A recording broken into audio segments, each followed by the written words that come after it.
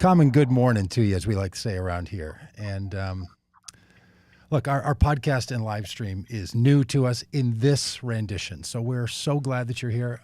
And as the old joke goes, it's good to be seen by you as well. So good to see you around here. We would love to have you make any comments. If you're watching this on any of the streams that you are, make a comment. We're using a software that allows us to see all of those comments. And you're going to meet our producers today. We're going to talk a little bit about ideology. We're going to talk about Black History Month. We're going to talk about insurrections and what we can all do about it. So a lot going on. And basically, around here, as people of common good faith, we're going to take this positive, hopeful, and open-eyed approach to the questions of what's going on in our world and what can I do to shine a light on it. So that's what we're going to be doing around Vote Common Good. And we want you to see faith, hope, and love for a change in this country, like we did on Election Day. We traveled the country and said, hey, let's let our faith shine. Let's let our light shine a little bit and see if we can bring about a change on Election Day.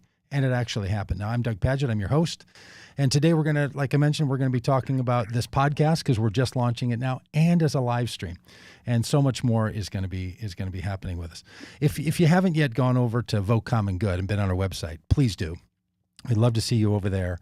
Get signed up for our email list. We know a bunch of you are watching this on Facebook and on Instagram and on Twitch and on Twitter and all that, which we'll talk about in a bit. But if you haven't been to our website to get our email list, a lot happens in our email list. It's actually a really important part of what we're doing and how we're doing it in the world. So we'd love to have you join us over there. And also go to our, when you go to the Facebook or to the website page, go to the podcast section and sign up for the podcast. I know you hear this when you listen to other podcasts, but it's actually true. When you subscribe to the podcast, that adds into our total group of people that are listening. That helps us spread the word about this podcast. It's really important. If you're watching on YouTube, click that subscribe button. We'll get to all that here in a little bit. So we'd love to have you do that. Head over to votecommongood.com/podcast, sign up, and get yourself this coming into your podcast feed. Now, if you're new to podcasts or I know some people who are like, look, I watch this stuff on social media streams. I don't really download podcasts. Maybe this is your chance. Maybe Vote Common Good's daily podcast is going to be your first time that you're going to be in a podcast. In fact, if that's true, write that in the comments wherever you're listening right now and let us know that you are joining in through the podcast stream, because we'd love to have you see. We'd love to see you around here. Now, look, we're going to be doing a lot of different things with our daily podcast. They're going to run about an hour long. Sometimes they'll be a little longer, I guess. On off chance, they could actually be a little bit shorter. But on Mondays, we're going to be talking about common good news. So it's going to be sort of a news featured day. That's what we're doing today. So we'd love to have you join us on Mondays where we talk about what's going on in the world, what's happening in the news, things we all need to be thinking about. Then on Tuesdays, we're going to turn our attention to politics. Rob Ryerson and I are going to host that day. See, I'm going to be a host on a lot of these days, but then you're going to meet all these other really great hosts. So we look forward to you meeting them. Rob and I are going to be talking about the role of electoral politics. And look, I know even though you're into Vote Common Good, there's so many people who just really aren't into politics. We're going to help change that. We're going to help you understand how politics can really be this encouraging and inspirational way for you to engage as a human being in your life, in your faith, and in the civic engagement of this country. So that's what we're going to be doing on our politics. In fact, tomorrow, on the first edition of the Tuesday Common Good Politics Day, we're going to have an expert in conspiracy theories. He's a professor at a university in California. He's going to be on talking to us about why do people believe conspiracy theories?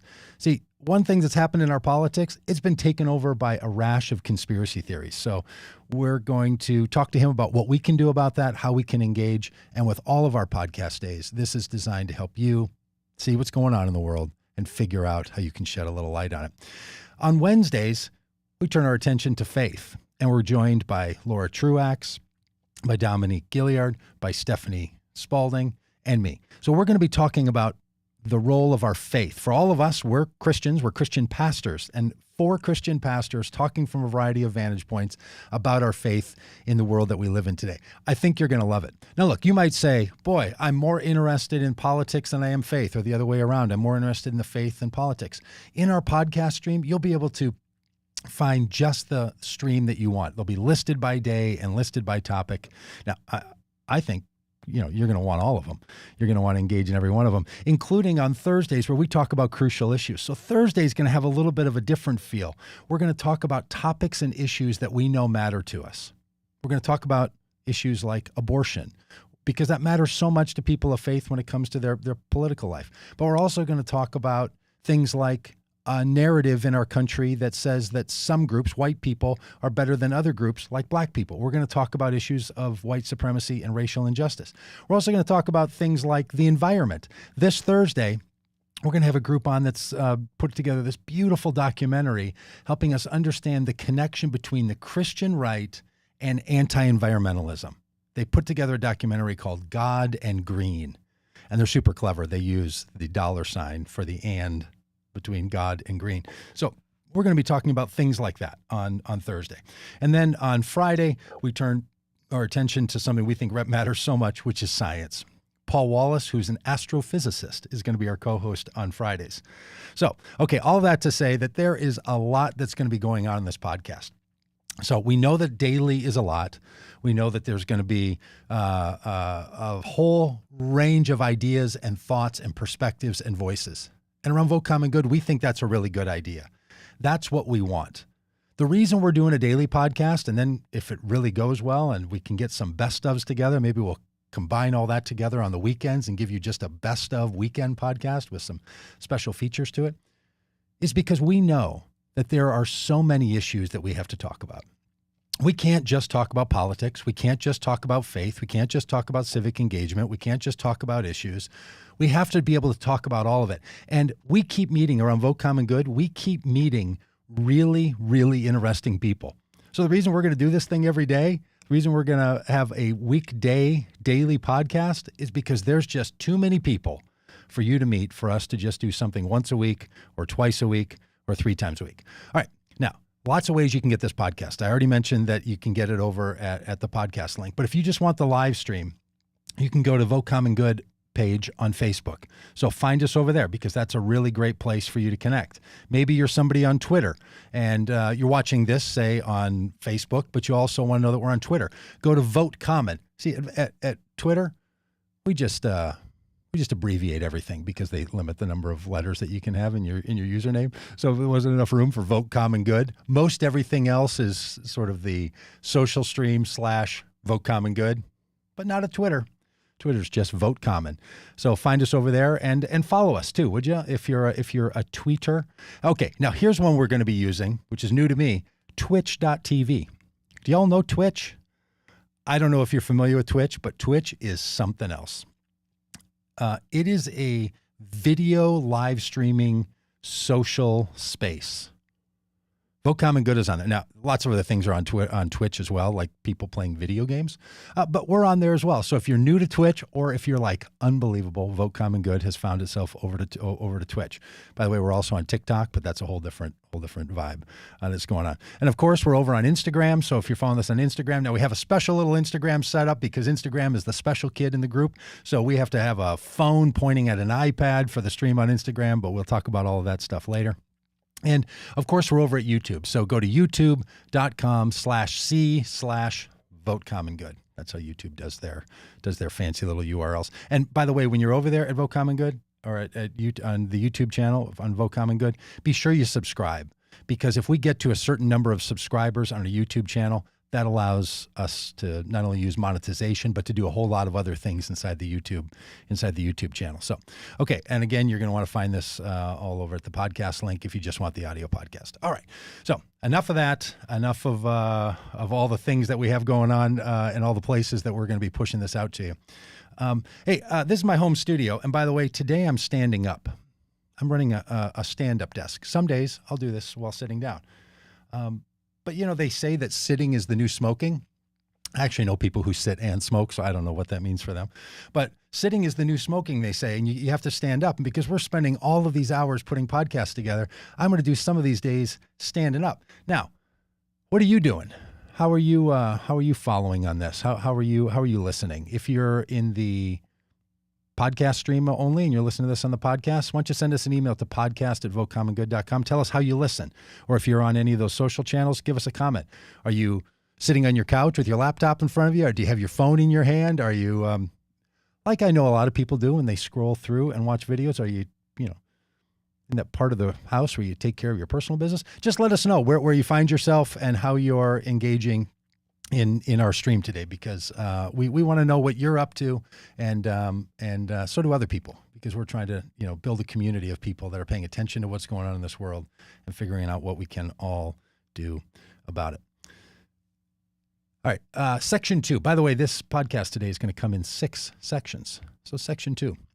Hey, there's a huge storm happening out on the East Coast, by the way. So those of you that are in New York or in Boston or in Pennsylvania, out on the upper eastern seaboard, the weather outside is frightful, apparently. Now, I live in Minnesota. I'm looking out the window. It's a lovely winter day, and you all are getting like 8 to 12, 14 inches. So perfect day for you to snuggle in with a live stream or snuggle in with a podcast, and we hope everything goes well. I was thinking about making some comments in the news side of this about GameStop and about how the people on Reddit rigged the system for the selling and short selling of those stocks. But honestly, I've watched a whole lot of explanations of this thing. I still don't get it. Frankly, I don't understand sometimes how people use complicated algorithms to figure out how to short sell and how to sell and to release and then to buy back and do all this stuff with stocks. And let me just make one comment about that. Maybe you feel the same way. Maybe you feel like, I don't really know what's going on with that. I mean, I hear the explanations, but I just kind of don't get it. Look, I'm telling you, that's a problem. When the stock market represents as much power and influence in our society as it does, when so many people think first about how the stock market is doing or how their 401k is doing or how their pension plan that's connected to some kind of investments are doing, and it has all this power about our future, and then people somehow, bring down a hedge fund and some guy makes $34 million who's been sort of planning this push back to the short sale of GameStop. And a bunch of people like us who really do pay attention to the world, because if you're watching this live stream or listening to this podcast, you're somebody who pays attention to the world. And we don't know how that works. That tells you there's some funny business going on. And anytime your future is in the hands of other people who are doing things that you don't understand how they work, that's a moment for you to take a breath and say, maybe the way the stock market is organized, maybe the way the stock market functions, maybe the power that it has, needs to be looked at a bit. I saw Senator Bernie Sanders on a news program yesterday. He's in charge of the budget committee for the Senate, which is actually great news, I think. And he said, look, I think the stock market's rigged and is being used by people for all kinds of purposes. Now, Bernie Sanders does have a tendency to say that things are rigged, and I don't have a great appetite right now for things are rigged. But I think he's right on this one. I think he's right about the fact that the stock market's got something going on, that some people know the rules. Some people know how it functions. Others of us are just being impacted and affected by it, and that makes me feel a little bit uncomfortable. So that's up in the news. Hey, also in the news, Joe Biden is having to now fulfill his campaign promise to build unity across the country. And guess what the Republicans are doing? Now I'm going to try not to beat up on Republicans every time we have one of these podcasts, but honestly, if you're a Republican, and you're especially if you're a Republican elected official, you got to get your house in order, because there's some wacky business going on over there. I mean, there are people saying things that represent the most fringe of this culture and society that we have, of which people have the freedom of speech and the freedom of belief in this country to believe and to say wacky things. I just don't think everybody should be a representative in the United States House of Representatives or in the Senate. So when people start representing these ideas there, it has impact on all of us. But there's some stuff going on inside of the Republican Party that I think has to be looked at. And here's their great trick. Hey, Joe Biden, you said you wanted to be a unifier. Well, then we hold the power of unity. So if you don't do things that we want to do, then you didn't fulfill your campaign promise. They're literally talking like that today. Here's my advice to the president. Mr. President, talk about unifying the voters. Don't talk about unifying Congress and the senators. Let your Congress people and your senators follow the voters. Go right to the voters. Let that be your place of unity. Talk to them. We're going to help do that. Talk to these people. Show them how they can live inside of a unified United States of America as voters, and then they'll bring their elected officials along, because these Republicans seem to have no compulsion whatsoever to actually lead people. For a lot of us, we think that our elected leaders, even in a representative form of democracy, should actually lead. That one of the things they ought to be doing is leading. And yet what we see out of Republicans, my opinion, feel free to share yours in the comment, is people who don't want to lead, people who just simply say, when it serves their better interests, oh, this is what the voters want. Sorry, we can't speak up about this because it seems that the voters want this. No, okay, another promise here. We're not going to spend a whole lot of time talking about Donald Trump in this podcast, unless we have to, because he's a former president who lost an election and is out of the White House, and we don't have to fuss with him anymore. But like a natural disaster that happens in our country, the effects of that natural disaster, well, they linger, and the cleanup has to happen, right? You think about Hurricane Katrina, you think about Joplin, Missouri, you think about places where there are tornadoes or even huge winter storms like are happening in the Upper East Coast right now. These kinds of things, they have long-term ramifications, even when the storm is gone. Yeah, and that's a little wink to you friends over at QAnon. When the storm is gone, then there's all the cleanup. So we got a little bit of cleanup that we still have to do around Donald Trump. Got to finish an impeachment. In fact, we'd love for you to go over to votecommongood.com and click on our petition telling the Senate that we want to see, that you want to see a conviction of Donald Trump on the charge of inciting an insurrection. But there's a little bit of cleanup that we have to do. So we're not going to spend all of our time talking about Donald Trump, I promise, but it is something that we do need to address on occasion. And when the Republican Party continues to say, but Donald Trump's supporters and voters are the ones that we want, there's just no working with these people for the Biden administration until they say that unity means that we come together for the common good, not for our political benefit. The Republicans have been rickrolling the Democrats for years, all the way back to the Obama administration when they tried the same thing. And then they literally said, here's what we need for us to sign on to the health care bill. And then Democrats gave it all to them, weakened Obamacare so that now it's still damaged by that bargain. And then after they demanded these changes, then the Republicans said, and we're still not voting for it.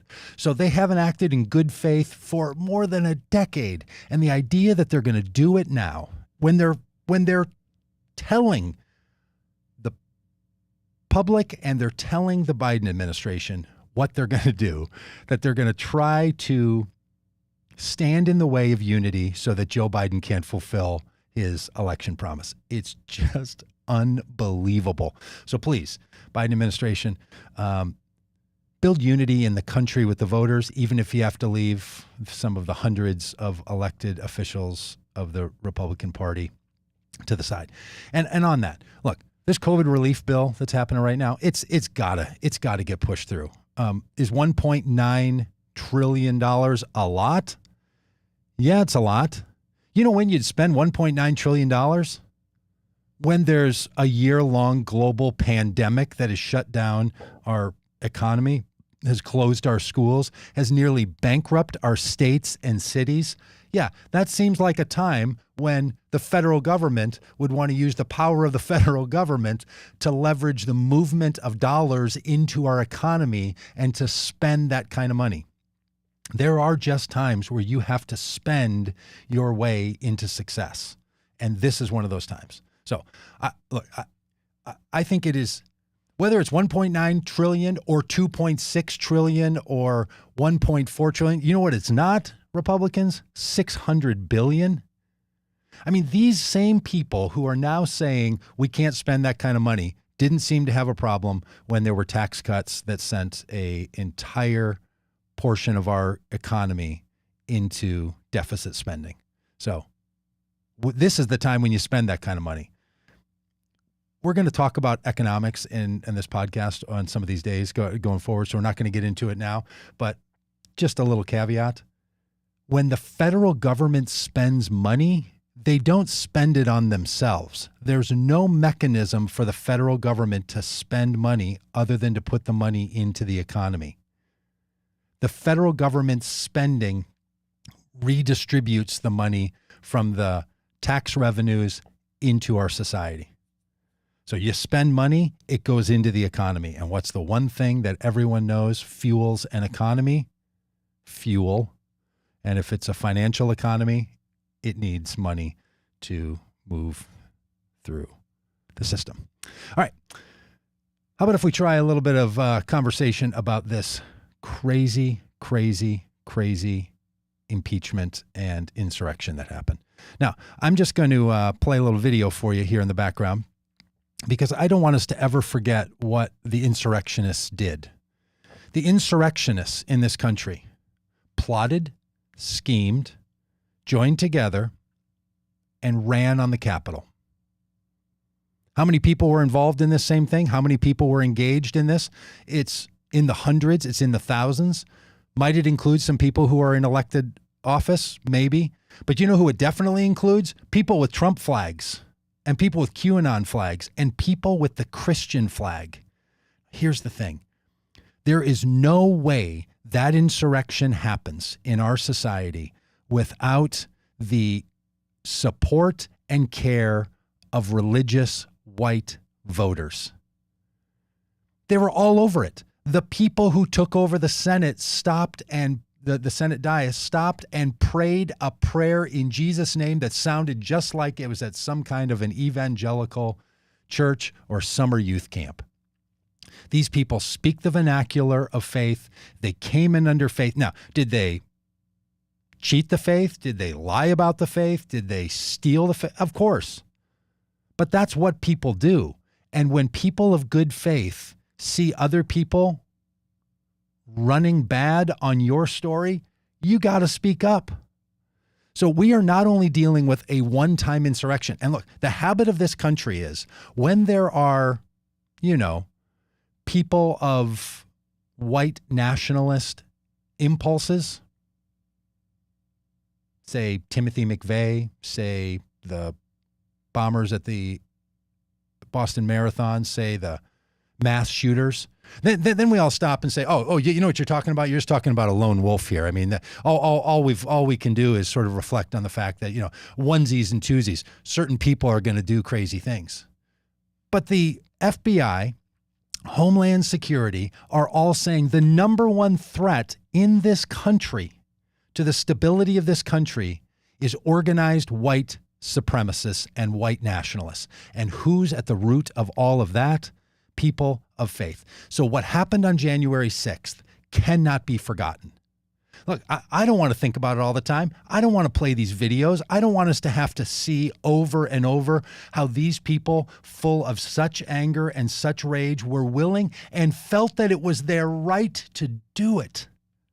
I mean, the level at which they said, we will come into the city, we will organize on the internet, we will brag about it, we will live stream while we're doing it because we are on the side of the people who get to do whatever they want.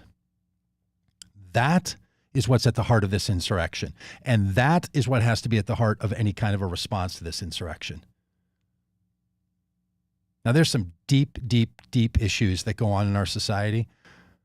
But in my opinion, there's a group of people who are willing to push against pretty much everything that holds this country together. And somehow they tell themselves that they're doing it. Well, that's just your patriotic response. Well, the rest of us, we have a name for it. It's called an insurrection. Now, look, this country was born in insurrection. Here's the problem that we haven't dealt with. The things that birthed this country, black slavery, insurrection against your government, those things continue to permeate our society, right? And because we don't talk about them and because we don't deal with them, they continue to show up. So if we don't talk about how the Revolutionary War is not equivalent to stop the steal, Donald Trump was the duly elected president, and we need to run on the Congress on the day that they're going to certify the Electoral College votes and maybe consider hanging the vice president and the Speaker of the House, that's not the same thing as how we want to understand our own freedom of 1776? If we don't want to have that conversation, then we're in serious trouble. Because if we continue to allow these white nationalists, white supremacists, Christian nationalists to continue to move with cultural freedom and not call it out, then the future of this country is settled. And it's not the place any of us want to see it go. Look, part 3. We're going to talk more about conspiracy theories tomorrow, but we need to make an argument for this country. Demographic changes aren't going to be enough. A lot of us have paid a lot of attention to what happened in this election in 2020. And there were some great successes that were brought to us by the people who drove turnout. Black voter turnout, way up. Latino turnout, way up. Women voters, way up. Every classification of voter in this country, up. The most voters in any election in the history of our country in the midst of a pandemic. Only one group, though, changed their overall vote for Donald Trump to away from Donald Trump. All the other gains came from voter turnout going up. But in every category except one, the percentage of people who voted for Donald Trump in every category went up in 2020 versus 2016. The percentage. Now, got to think about how percentages work, right? I actually should have a graphic for this. But the percentage can go up, but the overall numbers still go up. So in other words, if 60% of people vote for Donald Trump in 2016, and then if 40% of people vote for Donald Trump in 2016 in a particular group, and then in 2020, that number goes from 40% to 45%. That's a 5% increase of that group. But there's still a 15-point margin between the people who didn't vote for Donald Trump and the people who did. And because the overall number went up, all those numbers get bigger. But the percentage change only changed in one group. It wasn't black voters. It wasn't Latino voters. It wasn't women voters. It was white males. Every other group had more people by percentage, a higher percentage, vote for Donald Trump in 2020 than voted for him in 2016. Think about that for a minute. Now, again, more people voted, which is why the margins were higher. But the percentage went the wrong way, in my opinion. I have a friend who works with a fantastic group called Muslims for Progressive Values, Ani Zanaveld. She's terrific, spectacular. She's going to be a guest on this podcast a number of times. She told me that among Muslim voters, 16% voted for Donald Trump in 2016. To some people, they're like, that's an unbelievably high number. But 32% of Muslim voters voted for Donald Trump in 2020. Doubled the percentage. The only group that changed its percentage, that had a decline in number, are white males. And the subset of that, Christian white males. Now, this is really confusing business, right? Because we've all been making the joke about the crazy uncle. And, I'm an uncle, and some people might think I'm a little nutty. So I might be the crazy uncle, on the other side of the equation. But white males moved. White males shifted away from Donald Trump, percentage-wise and overall numbers-wise. The only group. Here's what I'm getting at. You will hear people tell you that demographics are destiny. They're not. Just saying that the country is going to become more female, the country is going to become less white.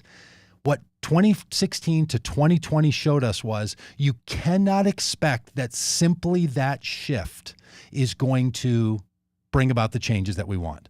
The two things that happened in 2020 from 2016 need to continue to happen. One, voter turnout needs to go up. But let me tell you how hard that is. all the people who work so hard, especially in Georgia and especially in Pennsylvania and in Michigan and Wisconsin, the amount of time, the amount of energy, the amount of work, the organization that had to happen in the midst of a demagogue of a president to drive up voter turnout. It was heroic, Herculean, you might call it.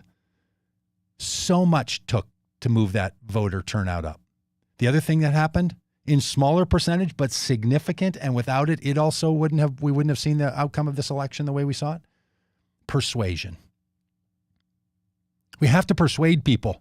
We can't simply say, well, at some point, demographics are going to change. The psychographic also has to change. If we don't change not only who votes, but how voters think about the world, then there are other people who are going to be making these arguments. I mean, this is the thing that we want to do at Vote Common Good and that we want you in on. And this is our part 4 of today. To do ideological persuasion. To do what in the religious terminology would be evangelism. To invite people to move from one way of living and thinking and being to another way of living and thinking and being. To ask people to make a shift. And please don't think that, well, someone else is going to do all that, and then what you will do is come in and just work on voter turnout. Because we cannot continue to hope for 2 or 3 or 4% voter turnout increase every year. And if all we're doing is turning out voters and leaving the persuasion of how those voters think to other people, this is not going to go well in this country. Now, I want to be clear about a couple of things, and I've written a whole bunch about this. This is not a book promotion, but it might want to be. I wrote a book called Evangelism in the Inventive Age. I refer to this period we live in as the Inventive Age. And it's this idea that says, look, when you're going to recruit someone or call for evangelism or call for an ideological shift, you're not asking them to conform to your way of thinking. This isn't some kind of mind control, which a lot of people have experienced, any evangelistic effort, whether it's religious evangelism or someone trying to get you into CrossFit, that it can feel like they're just wanting to conform you to their pattern of the world. My friend Toby likes to say, don't tell me that your experience needs to become my obligation, which I think is just a great phrase, right? Your experience is not my obligation. And that's what a lot of people feel like, recruitment or evangelism or calling someone to think differently about the world. It's not about conforming. It's about transforming. It's about saying to people, hey, I bet you're not happy with how things are going. How about if we think about the world in a different way? So it's an invitation into transformation. And it also, frankly, has to be about good news, and then it has to resonate with the person. So it has to be something that people would say, yes, that's what I want, and then it has to click with them and fit with them. And personally, I do a lot of protesting, right? I stand outside of buildings with signs. I go in marches. I've had the police fire rubber bullets and tear gas in my face. I'm comfortable with protesting. Much more than I ever used to be. I used to really be opposed to the protest culture. Just for me, I'm like, not my thing. I'm just not doing the protesting. That has radically changed. I'm a big believer in what is referred to as nonviolent protest actions. What went on in the insurrection? Not a protest. That's an insurrection and a riot. But when you get out and you express your voice and you say no, you protestify against something and for something. Really important. Lots of people do really great work around protests. I'm so glad to be part of it. From the death penalty, through tax policy, to policing, all kinds of issues. But when I'm talking about here, persuasion, it's not protest. It's not calling people out. We need to. That's what protests do. It's call out culture. It's crucial. But we also have to call people in. And if we don't call people into something, and that's what evangelism is. That's what calling someone to a new way of life and a new way of being and a new way of thinking. That's what the religious word repentance is all about, that someone thinks in one way and then pivots and now thinks in another way, and that new way of thinking and understanding and seeing the world affects how they live. That takes proactive action. That takes planning. That takes organizing. That's a thing that I think really, really matters. So we're going to talk about that in this podcast. We hope that this podcast becomes something that for you, not only will motivate you into protest when it needs to happen. And look, we're going to have to protest the Biden administration. Biden administration isn't going to get everything right. They need to hear from us. We're going to have to raise our fists. We're going to have to raise our voices. We're going to have to call out the things that we know don't bring about the common good. Every administration in the history of the country has required people of common good faith to do that. And the Biden administration is going to be no different. Now, the question will be, how do they respond? And I think they're going to respond in some really good and positive ways. But we also have to be proactive and engaging with the people in our lives. And we want to help you do that. So we're going to do it in this podcast. We're also going to be providing some training, some seminars. We're going to have a whole program on how to work on de-radicalization of people in your life, people who are falling down some of the conspiracy theory tracks. So we want you to be a part of all that. That's why we ask you to go over to votecommongood.com and get on our email list. That's why we want you to subscribe to all this, because we want you to keep up on all that we have going on. Now, let me just say a word here about ideology, and then I want to introduce Mary Beth and Daniel Dietrich to you, because they're our producers on the show, and you're going to get to meet all these people, and they're going to be a part of nearly every podcast that comes out one way or the other, so you're going to have a chance to meet them. But let me just say something about an ideology. I'm pro-ideology. I know people will often say, like, hey, don't be ideological, be practical. I think I get what they're saying. Like, don't be so rigidly locked into only one way of thinking that you just can't seem to think in any other way. Like don't become rigid. Okay, fair enough. But here's what an ideology is. Can I start with a Wikipedia definition? I'll read this for you. I really should pop it up on the screen, but Mary Beth and Daniel, remind me to make more slides to go on the side over here. So from Wikipedia, an ideology is a certain set of ethical ideals, principles, and doctrines or symbols of a social movement or large group that explains how society works and offers some political and cultural blueprint for a certain social order. All right, let me break that down. But it's a really great definition. Sometimes Wikipedia just does it right. Here's what an ideology does. An ideology has three parts to it. Basically, it tells you, here's the story of the world. Now, that can be the globe, that can be the planet's development, that can be human society, that could be your family, that could be your business. It tells you how the world functions. What's the story of the world? And then it tells you how the world should be. So your ideology says, here's the story of the world, and here's how it should be. And then thirdly, it gives you a role for bringing that world about. Here's the story of the world. Here's how it ought to be. Here's how we participate in it to bring that about. That's what an ideology is. Now look, some of us politically, we need a little more of the second and third part of ideology, right? We need a little bit more of how should the world be, and saying to people, and here's how you can participate in it. And it's that third portion that I think is the most beautiful part of evangelism. It's not just saying to someone, here's the story of the world, here's how it ought to be, and I mean, too bad for all of us, it ain't nothing like that. So now, one of the answers is hold on tight and someone's going to come and rescue us from this. And other people have other ways of calling us into the action of how the world ought to be. So this podcast, whether it's Mondays, whether it's Tuesdays when we talk about politics, Wednesdays on faith, Thursday on different hot issues in our society, Fridays on science and economics, whatever topic it is, what we want to do is help you see the world, understand the way that it could be, and give you a pathway for action in it. So that's what we're going to be trying to do. Now, if you're good at this, if there's topics you want, if there's things you want to give us input on, again, in the comments here, or send an email over to podcast@votecommongood.com, and we will take all of that into account. All right. Hey, Daniel. Hey, Mary Beth, are you ready to, are you ready to jump on? Sure, Yeah, sure. I'm going to make sure you're in here. Now, I don't see why Dan's not on here yet. It looks like oh, there he is. There he is. Hey, look at that. Look at our fun little faces all together. Little banners at the bottom. We're working on all this stuff because we think that a podcast, for those of you that are just listening on the podcast, nothing for you to worry about. You're not missing something so beautiful that you should really log into your computer and go over to votecommongood.com and watch the live stream of this, which are also there. Or maybe you are. All right, so this is Mary Beth. She's one of our on the podcast, one of our producers. She's the administrator for Vote Common Good, and then Daniel Dietrich, who is a musician and our podcast producer. So glad to have you. Isn't this fun to see our fun little faces on here like this? Love it. Dan, Yeah, Dan, I'm gonna play with your volume a little bit because some reason it is screaming hot.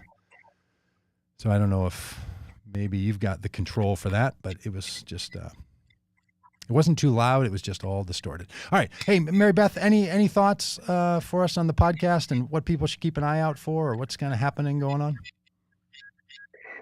We just want all sorts of ideas to talk about. So send them on over. If you send one of those emails to podcast@votecommongood.com, Mary Beth's going to see that.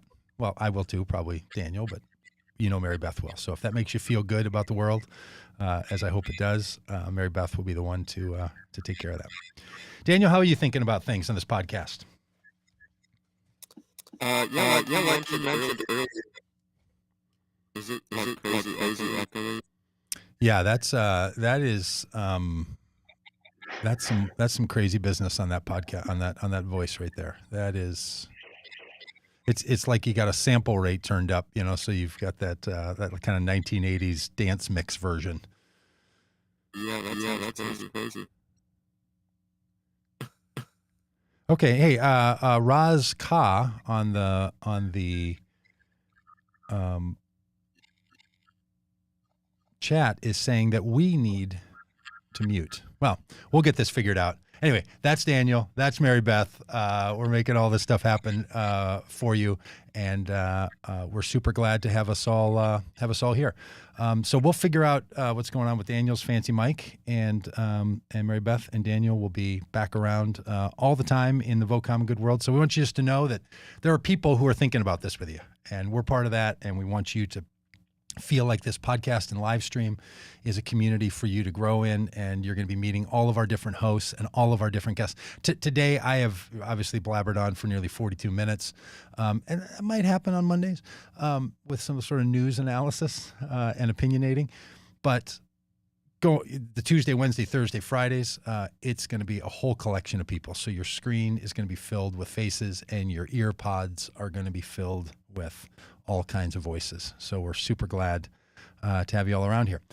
So that's Daniel. That's Mary Beth, producers extraordinaire. Yeah, on those real podcasts, people like at the end, they take like 6 minutes to tell you all the people that made it possible. Well, our hosts, our guests, and the three of us. That's it. It'll be quick and dirty every time. Thank you, Daniel. Thank you, Mary Beth. All right. Final bit here. Part 6. You might know this already, but it's Black History Month. February has been designated as Black History Month. Really great. It's important. I'm glad that it is. But you know what else is Black history? It's American history. It's one of these moments where we have to ask ourselves, are we benefiting by the fact that we segregate out 1 month and say, this is a time where we'll talk about Black history? Because there is no American history that's not Black history. Now, I'm all for looking at the specific ways that Black culture and Black communities have been impacted by, and more importantly, have made America the great country that it is and can be. There is no goodness in this country that doesn't owe itself to the Black community and to Black history. Absolutely. And at the same time, it's American history. There's no separating it out. It's not as if, yeah, there was this Black history and this is how Black people experience the world. And then there's American history. No, there's American history. And what this month ought to do is to ask us to give a little bit of a focus on the contribution of Black community. I saw this image on Facebook that said, please stop saying the country has never been so divided. That was the meme sort of headline. And then it was a picture of Black only and white only water fountains from 57 years ago. And you could go back into the 1920s, and you could go back into the 1860s, and you could go back into the 1700s, and you could go back into the 1600s, when people came to this country and took the land from the indigenous peoples. Oh, we've been divided. We've been divided for a long time. That doesn't mean that this moment of division, that this moment of pain is not ours to address. Sure it is. But we don't have to compare it. We don't have to say this is the most or that was the most, because this is ours. It doesn't matter if it's the most or the least. We're not in some competition of age against age. This is our time. We need to respond. And Black history has to be paid attention to. And on this podcast and Evoke Common Good, we're going to do a lot of that. We're going to be paying a lot of attention in February and in all the work that we do to be sure that we understand how it is that every member of our society, specifically the groups that have been pushed away and pushed out and held down and oppressed, the people of the Black communities of this country, have contributed so greatly. So the Black history of this country is American history, and it matters to all of us, and we need to find all the ways that we can pay about it. I want to show you a video. This is one that I saw on the internet and took, and I hope they think it's okay that we showed it. This actually could present a problem on our live stream because it's a music video. It's music that includes a musician named Milk, who I'm a big fan of. And Amanda Gorman, who's the poet laureate, the youth poet laureate that spoke at the inauguration. The day before the inauguration, they were a part of a online conference that some people, I think, from the Kellogg Foundation put together. And they did a portion of it on racial healing. And I just think it's spectacular. So I was really struck by it, thought it was great, and would love for you to see it. It's a video that they put together, and I heard an interview about it in December. So they put this together in December and then had it ready for January 5th to play just before the inauguration. So, or January 19th, just before the inauguration. So here it is. I think it says what I hope we're saying around here, and I hope that you... important, especially right now.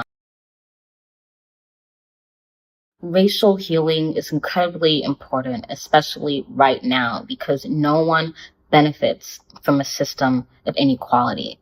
It plagues and curses and affects us all. And now, more than ever, we have the opportunity to reconcile with our past racism and imagine a multiracial democracy where everyone has equal chances. I think that a lot of the pain that is projected onto people different from us is a reflection of the pain that we have within ourselves. So racial healing would mean internal healing as well. It's an honor and a privilege to be able to join and learn from activists and social change artists who want to bring a better world into existence.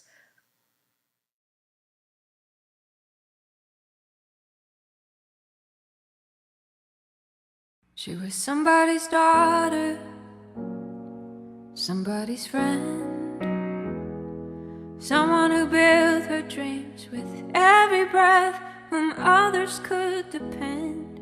More than a number, more than a story, more than a memory. Somebody's friend, somebody's daughter, somebody's beloved. Blood on leaves falling like autumn. Her story has been told 1,000 times. Why doesn't everybody scream? For anyone listening, say her name. Say her name.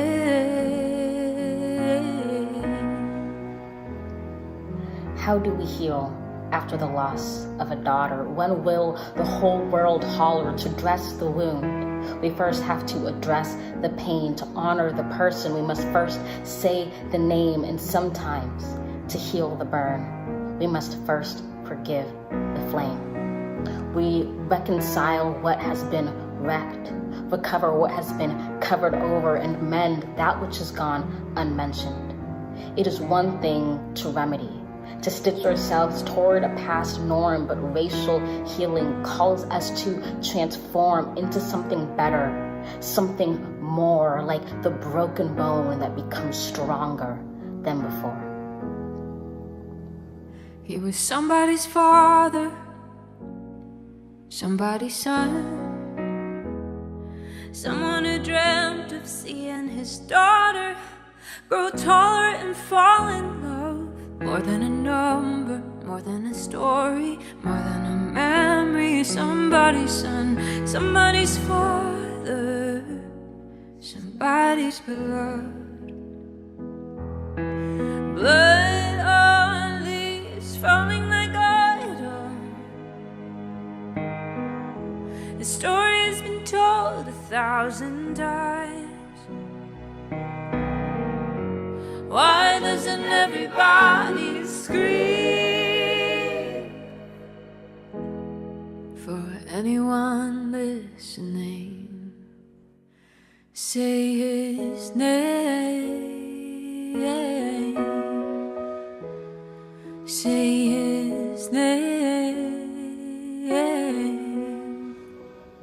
How do we heal after the loss of a son? We fix the world. We have become, we do the work that needs to get done. And instead of calling out our enemies, we call them into conversations and into our hearts. All of our actions rush on like a great river toward the horizon. Each healing, each endeavor, or every drop of hope is a truth and a treasure. So how do we heal? Together, together, together. More than just a Let's number. Say it together. More than Let's just say a it. story. Say it together. More than a memory. Say their name.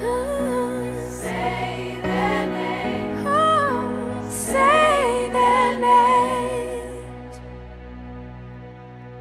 They were somebody's first call, somebody's home, someone who lived with tears and laughter, who wanted to belong. More than a number, more than a story, more than a memory. Somebody's home, somebody's first call, somebody's beloved. Somebody's first call, somebody's beloved.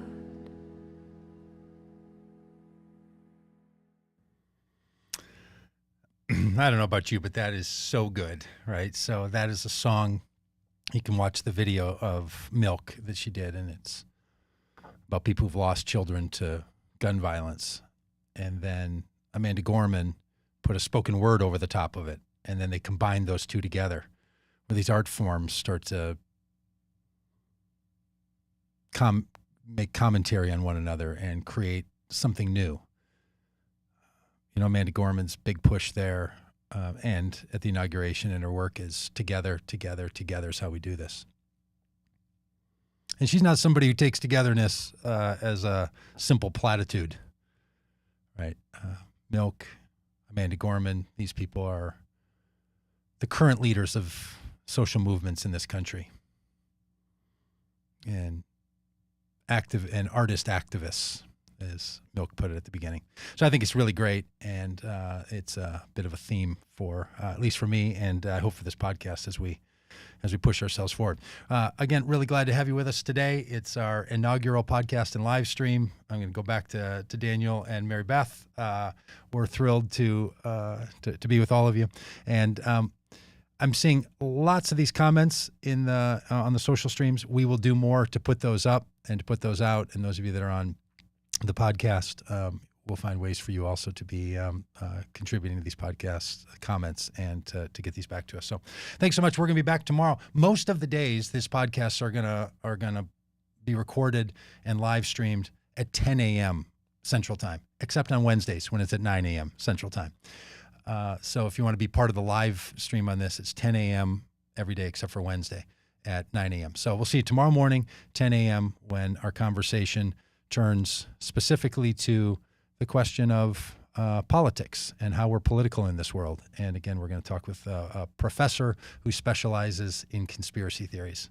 So super glad to have you around today. Thanks for being a part of all of this, and a common good morning to you all.